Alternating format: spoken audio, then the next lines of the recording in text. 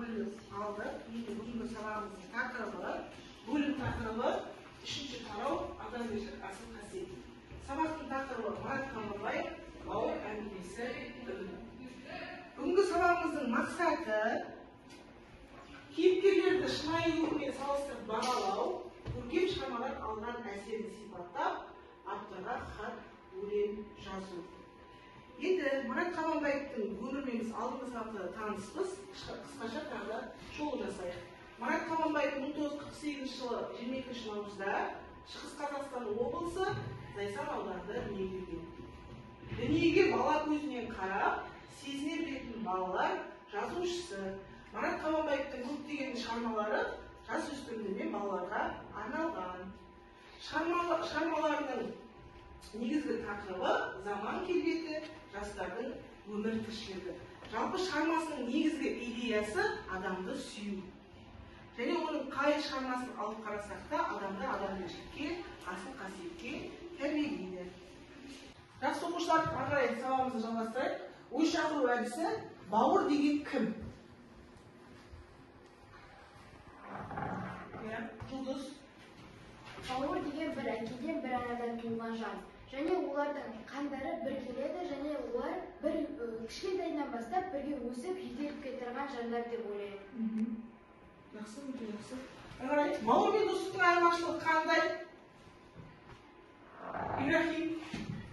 Бауыр деген бірге жүреді, бірақ бір анадан туылмаған. Ал дос, бауыр деген бірге жүрмесе де бір анадан туады. Ал дос деген бірге жүрсе де бір анадан тумаған. Сол осы екі адамның айырмашылығы деп ойлаймын. Өте жақсы. Жазушы не себепті бауыр деп атаған? Жәнеке. Жазушы бауыр деп атау себебі соғыс ардабыдан екі бауыр айырылып қалғандықтан соны бауыр деп атаған. Жақсы. Шығармада қандай өзекті мәселе көтерілген? Диана.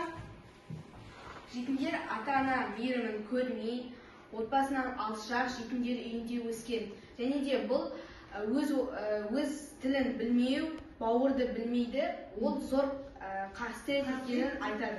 Сондағы өзекті мәселе осы да? Өте жақсы. Ары қарай кеттік. Бірінші тапсырма, топтық жұмыс мүмкін әдісі. Шығармадағы кейіпкерлердің қазіргі күндегі өміріне өз ойынша болжам жасау. Жасаған болжамдарына шығармадан дәлел келтіру. Бұл топпен жұмыс. Қазір сіздердің басты кейіпкер кім еді біздегі? Екі ағайынды жігіттің енді қазіргі болашағы қалай деп ойлайсыздар? Ағасы Манап Қалиді жетімдер үйіне тастап кетті ғой кішкентай кезінде. Енді ол өсті, спортты жақсы көрді. Манап Қалиға келіп кездесті, бірақ Манаптың күткендегідей болды ма? Жоқ. Естеді, Қали оны қалай қабылдады? Орысша сөйлеп қабылдап. Орысша сөйледі. Тағы орысшадан бұрын естеді. Неге ағасы ретінде қабылдаған жоқ? Өйткені ол ағасы балалар өзінің Қалиді балалар үйіне тастаған үшін. Балалар үйіне тастаған. Сондықтан оны ағасы ретінде санамады. Ибрахим. Ол Манап Қалиді кішкентай кезінде тастап кетті. Ол кезде ол Қалидің не екенін түсінбеді. Содан кейін Манап көп жылдан кейін адам есін жоғалтады енді. Сондықтан ағасы деп қабылдай алмады оны. Басында ағасы деп қабылдаған жоқ, содан кейін барып бауыр ретінде саналып кетті. Аға қосатын. Содан кейін Манап өз іште күнәлі болып сезді. Күнәлі сезінді. Неге күнәлі сезінді? Кішкентай кезінде Қалиді жетімдер үйінен балалар үйіне тастап кеткен. Балалар үйіне тастап кеткен үшін Қали, Манап не істеді? Өкінді.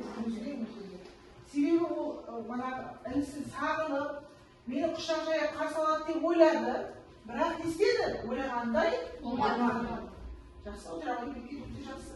Енді балалар, сіздерге қазір осы мүмкін әдісіндегі топтық жұмыс, тапсырма, шығармадағы кейіпкердің қазіргі күндегі өміріне өзім ойша болжам жасаймыз. Топпен. Екпен жауап беріп, топпен болжам жасаймыз. Қазір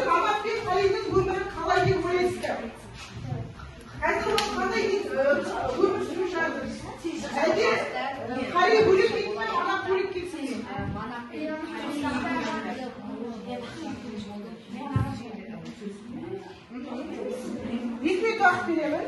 2 минуттан кейін уақытты тоқтатамын.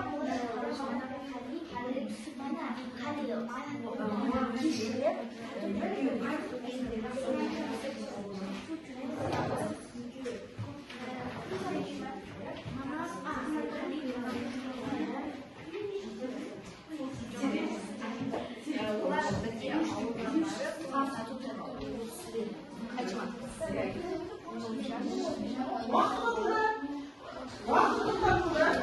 Ал ойыңыз жинақта балалық зерттеуі қалай шығармадан кейіпкерлерді тағдырын шынайы өмірмен салыстырып болжам жасайды, болжамдарынан шығармадан дәлел келтіреді.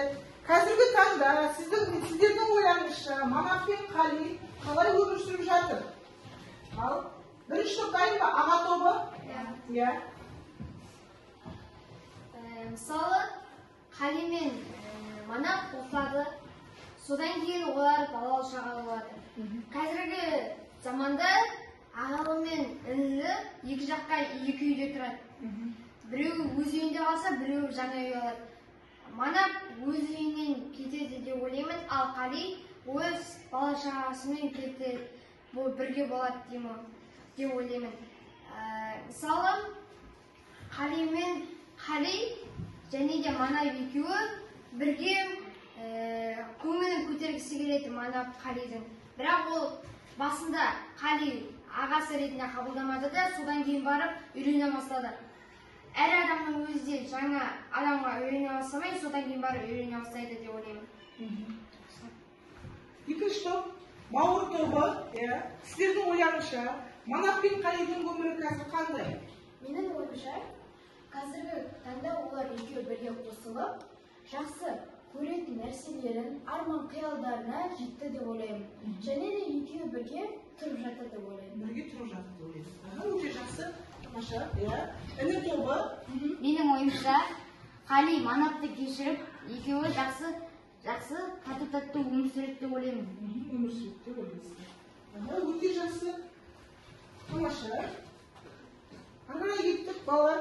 Қазір бүгінгі тақырыбымызға байланысты тағы да біз бұрыс ойын ойнатылады. Енді мен қазір сұрақты рет-ретімен оқимын. Сіздер қайсысы дұрыс, қайсысы бұрыс екенін айтасыздар. Қалидың ағасы Манап. Дұрыс. Директордың аты жөні Ержебетті Сергеевна. Дұрыс. Қалидың фамилиясы Төреген дейін.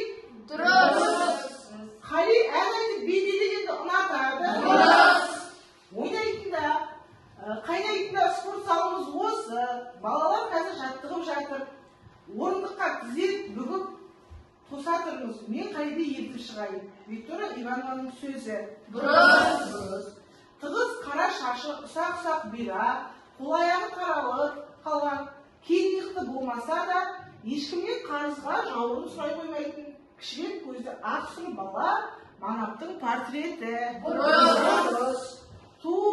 Ержебетті Сергеевна терді жаңа ғана үгіп, тырыс-бұрысты жаза бастағаны сол еді. Басқа қолайлы уақыт табылмады ма? Қалидың сөзі. Дұрыс. Қали 7-ші сыныпта оқиды. Дұрыс. Балалар үйі Өскеменге орналасқан. Дұрыс. Әңгімеде жетім көрсем жебе-жер мақалы кездеседі. Дұрыс. Өте жақсы балалар. Бүгінгі сабақтың тақырыбын түсінгендеріңіз көрініп тұр. Жалпы бұл шығарма бауыр не үшін бауыр деп аталғандығы, екі ағалы інілінің тағдыры, соғыс зардабынан көрген, әке-шешесінен ерте айырылған Манап пен Қалидың өмірі.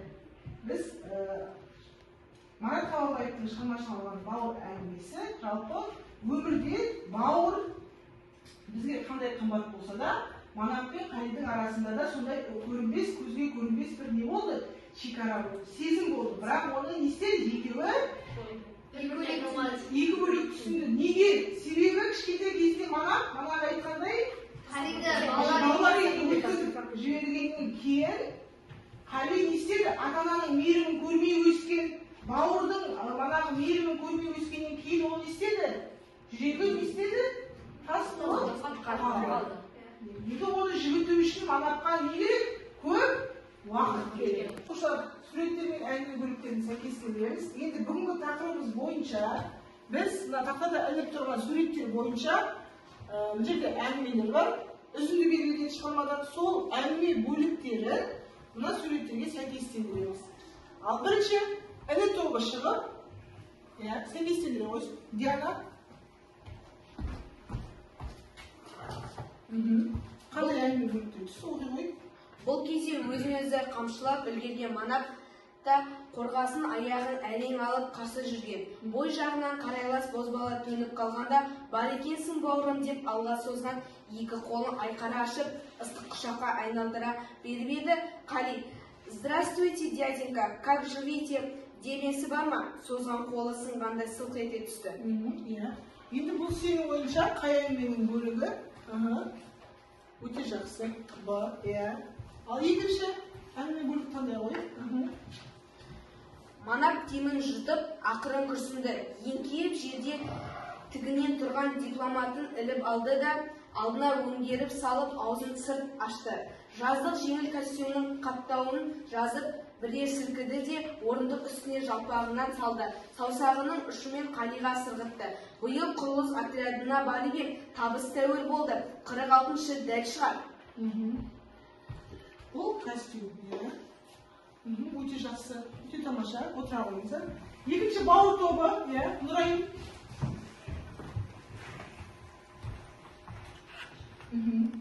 Әңгіме бөліктерін таңдаймыздар, суретке сәйкестендіреміз. Мен өзім мамам. Орындық қасында тұрған Манаптың құла бойы дір етті. Көзін мұна алды. Алға қарай еппендеп жөней бергені есінде. Қалқам ай, қанатым ай деген сыбыр құлағына көшіп жүр. Есік сарт жабылғанда барып есін жиды. Биік баспалдақтан бос екен. Бұл әңгіме бөлігі қай суретке сәйкес келеді? Менің ойымша болды. Өте жақсы. Екінші.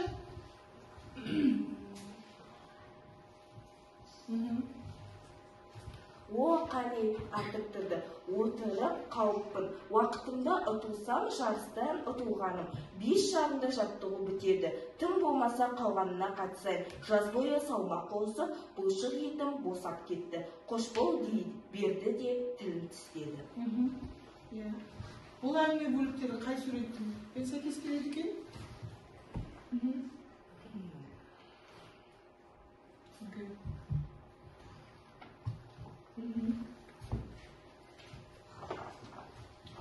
Өте жақсы. Арғай кеттік. Аға тобы, Каусар.